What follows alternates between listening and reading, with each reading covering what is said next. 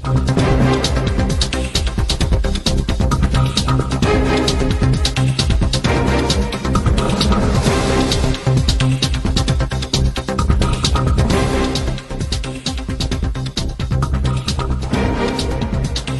Cream சாலையில் உள்ள தனியார் ஹோட்டலில் பெண் ஆட்டோ ஓட்டுநர் மீது தாக்குதல் நடத்தப்பட்டிருக்கிறது. அண்மை செய்தியாக பார்த்து வருகிறோம். கூடுதல் விவரங்களோடு செய்தியாளர் கோகுல் இணைக்கிறார். கோகுல், விவரங்கள்.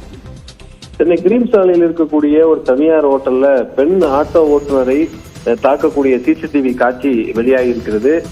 குறிப்பாக ஒரு வட மாநிலத்தை சேர்ந்தவருக்கு அறை எடுத்து கொடுப்பதில் ஏற்பட்ட தகராறுல கண்ணன் என்பவர் ஒரு தனியார் ஹோட்டல்ல பெண் ஆட்டோ ஓட்டுநராக பணிபுரியக்கூடிய சூளைமேடை சேர்ந்த முகமாயி என்ற பெண்ணை தாக்கியதாக அந்த சிசிடிவி காட்சி தற்பொழுது வெளியாயிருக்கிறது.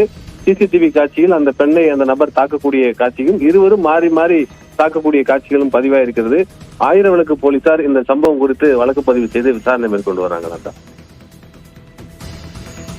நன்றி கோகுல், விரிவான விவரங்களுக்கு.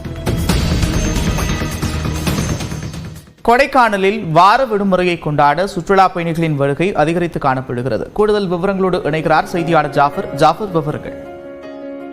நிச்சயமாக நந்தா, மலைகளின் இளவரசி என்று அழைக்கப்படும் கொடைக்கானலுக்கு வார விடுமுறையை முன்னிட்டு தமிழகம் மட்டுமின்றி கேரளா, ஆந்திரா, கர்நாடகா உள்ளிட்ட வெளிமாநில சுற்றுலா பயணிகளின் வருகையானது அதிகரித்துள்ளது. குறிப்பாக வனப்பகுதியில் அமைந்திருக்கும் சுற்றுலா தலங்களான மோயர் சதுக்கம், குணா குகை, பசுமை தலத்து மற்றும் பைன்மரக்காடுகள் உள்ளிட்ட பல்வேறு சுற்றுலா தலங்களில் மேகக்கூட்டங்களின் நடுவே தெரியும் இயற்கை எழில் கொஞ்சம் காட்சிகளையும் மலைப்பகுதிகளில் கலந்து செல்லும் மேகக்கூட்டங்களையும் கண்டரசித்தும் கொடைக்கானல் மலைப்பகுதிகளில் காலை முதலை வெயில், பனிமூட்டம் என மாறி மாறி நிலவும் இதமான காலநிலையை அனுபவித்தவாறு சுற்றுலா பயணிகள் மகிழ்ந்து வருகின்றனர். மேலும் நகரின் மையப்பகுதியில் இருக்கும் நட்சத்திர வடிவிலான ஏரியில் சுற்றுலா பயணிகள் படகு சவாரி செய்தும், ஏரிச்சாலையை சுற்றி குதிரை சவாரி மற்றும் சைக்கிள் சவாரி செய்தும் புகைப்படம், செல்ஃபி எடுத்து உற்சாகமடைந்து வருகின்றனர். வார விடுமுறையில் சுற்றுலா பயணிகளின் வருகை அதிகரிப்பால் சுற்றுலா தொழில் புரிவோர் அனைவரும் உற்சாகமடைந்துள்ளதும் குறிப்பிடத்தக்கது. நந்தா, நன்றி ஜாஃபர், விரிவான விவரங்கள்.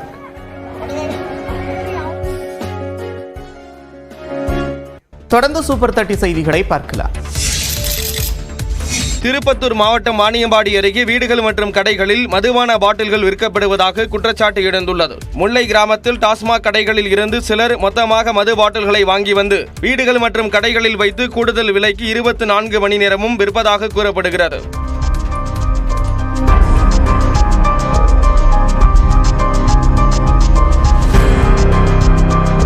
இவர்களிடம் மது பாட்டில்களை பெறும் மது பிரியர்கள் கிராமத்தின் நூலகம், விஏஓ அலுவலக வளாகங்களை பார்களாக பயன்படுத்துகின்றனர்.